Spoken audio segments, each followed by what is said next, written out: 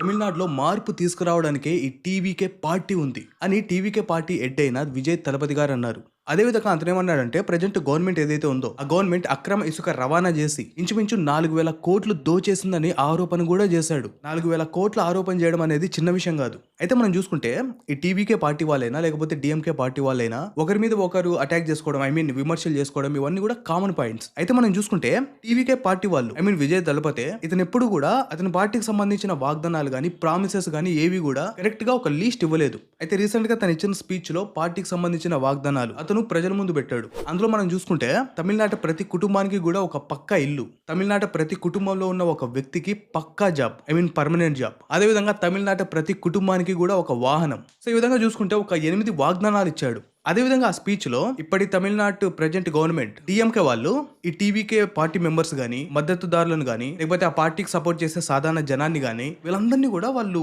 ఎగతాళిగా తర్కురి అని చెప్పేవాళ్ళు. తర్కురి ఇన్ ద సెన్స్ మూర్ఖుడు, తెలివి తక్కువ వాడు, ఏలుముద్రోడు, ఈ విధంగా చెప్పొచ్చు. సో ఈ వీడియోలో ఆ 8 వాగ్దానాలు ఏంటి, అదే విధంగా డిఎంకే వాళ్ళు టీవీకే మెంబర్స్ ని లేకపోతే మద్దతుదారులని వీళ్ళందరినీ విమర్శించిన తర్కురి అనే పదానికి ఎలా డిఫైన్ చేశాడు ఇవన్నీ కూడా తెలుసుకుందాం. సో సోదెక్కువ మాట్లాడకుండా నేను మిడికర్, welcome back to our channel. So అతనిచ్చిన వాగ్దానాలు మొదటగా చూసుకుంటే తమిళనాడు ప్రతి కుటుంబానికి కూడా ఒక పక్కా ఇల్లు.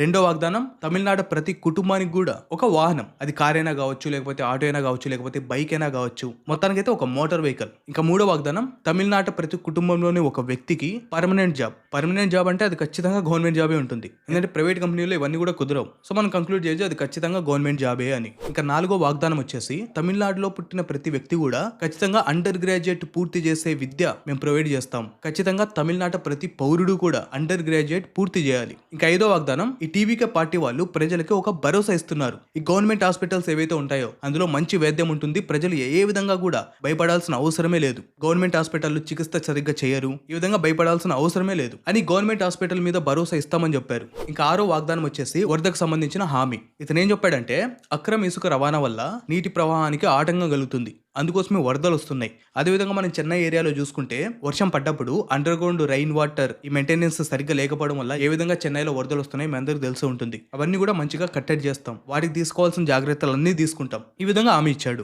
ఇంకా ఏడో వాగ్దానం వచ్చేసి ఈ టీచర్స్ గానీ, ఫిషర్ మ్యాన్స్ గానీ, నేత కార్మికులు గానీ, లేకపోతే చిన్నపాటి పరిశ్రమలు గానీ, ఈ విధంగా మిడిల్ క్లాస్ సంబంధించిన ఏవైతే ఇవన్నీ ఉన్నాయో వీళ్ళకి సంబంధించి మాట్లాడారు. వీళ్ళకి ఇవ్వాల్సిన మద్దతు గానీ, సహాయం గానీ వాళ్ళ గవర్నమెంట్ తరపున ఖచ్చితంగా చేస్తామని హామీ ఇచ్చారు. ఇంకా ఎనిమిదవ చివరి వాగ్దానంగా ఉమెన్ సేఫ్టీ గురించి మాట్లాడారు. సో ఇందులో అతను ఏమన్నాడంటే టీవీకి గవర్నమెంట్ వస్తే ఆడవారికి సంబంధించిన రక్షణ గురించి కట్టుదిట్టమైన చర్యలు తీసుకుంటామని, ఖచ్చితంగా అమలు పరుస్తామని గట్టిగా హామీ ఇచ్చారు. సో ఇంతవరకు విమర్శలే ఉన్నాయి డిఎంకే వాళ్ళు, టీవీకే వాళ్ళు ఈ విధంగా. బట్ మొత్తానికైతే విజయ్ తలపతి గారు ఈ 8 వాగ్దానాలు వాళ్ళ గవర్నమెంట్ వస్తే ఇవన్నీ కూడా చేస్తామని చెప్పారు.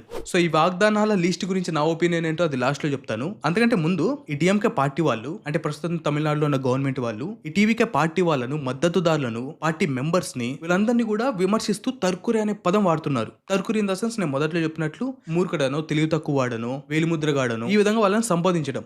దాంతోపాటు వాళ్ళు ఏమన్నారంటే ఈ టీవీకే పార్టీ ఏదైతే ఉందో అదంతా కూడా సినీ పరిశ్రమకు సంబంధించిన పార్టీ, సినీ పార్టీ అని చెప్పారు. దీనికి మన విజయ్ గారు ఏమన్నారంటే మనం చూసుకుంటే ఎంజీఆర్ పొలిటికల్ ఎంట్రీ జరిగినప్పుడు కూడా ఇలాంటి విమర్శలు ఎన్నో జరిగాయి. బట్ ఆ తర్వాత చరిత్రలో ఏం జరిగిందో మన అందరికీ తెలుసు. కాబట్టి సినీ పార్టీ అని వాళ్ళు ఏదైతే విమర్శన చేస్తున్నారో అది పెద్దగా పట్టించుకోవాల్సిన అవసరం లేదు అని చెప్పారు. అదేవిధంగా ఈ తర్కురి అనే పదం గురించి డిఫైన్ చేస్తూ ఈ డిఎంకే పార్టీ మెయిన్ థీమ్ వచ్చేసి దొంగతనం, దోచుకోవడం. ఒకానొక సమయంలో తమిళనాడు ప్రజలు ఈ డిఎంకే పార్టీకి ఓట్లేసి గెలిపించారు. ఇప్పుడు అదే ప్రజలు మా టీవీకే పార్టీతో జత కలిస్తే ఇప్పుడు ఆ ప్రజలనే వీళ్ళు తర్కురి అంటున్నారు. సో ఇక్కడ చెప్పాలంటే వాళ్ళకు ఓట్లేసి గెలిపించిన ప్రజలను తర్కురి అంటే ఈ తర్కురి ప్రజల చేత గెలవబడ్డ ఆ పార్టీ ఎంత తర్కురినో మీరు ఆలోచించండి అని విజయ్ తలపతి గారు ఈ విధంగా డిఫెండ్ చేసి మాట్లాడారు. ఇక్కడ ఇంకొక మెయిన్ విషయం చెప్పాలి. DMK sitting MLA TVK party ప్రజలను గానీ లేకపోతే మెంబర్స్ గానీ తర్కురి అని విమర్శన చేయడం మంచి పద్ధతి కాదు.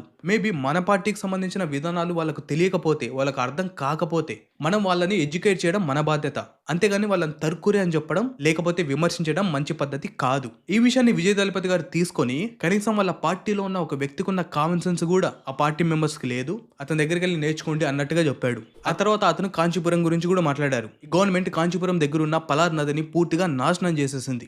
అక్రమంగా ఇసుక రవాణా చేసి ఏదైతే నీటి ప్రవాహం ఉందో ఆ నీటి ప్రవాహానికి అడ్డుకట్ట వేసేసింది. అందువల్ల నీటి ప్రవాహానికి అడ్డుకట్టబడి రైతులకి ఇబ్బంది పెట్టింది, రైతు వల్ల వచ్చే పంటకు ఇబ్బంది పెట్టింది. ఈ విధంగా అన్ని కూడా నష్టం వచ్చే పనులే చేసింది. వీళ్ళ అక్రమ ఇసుక రవాణా గురించి మాట్లాడాలంటే ఇంచుమించు 22 లక్షల యూనిట్ల ఇసుకను అక్రమ రవాణా చేశారు. అంటే దాదాపు 4730 కోట్లు నష్టం వచ్చేలా చేశారు. సో ఇంత పెద్ద మొత్తంలో ఈ డిజిట్స్ చూస్తుంటే ఇవి చాలా చిన్న విమర్శ అయితే కాదు, చాలా పెద్ద ఆరోపణ.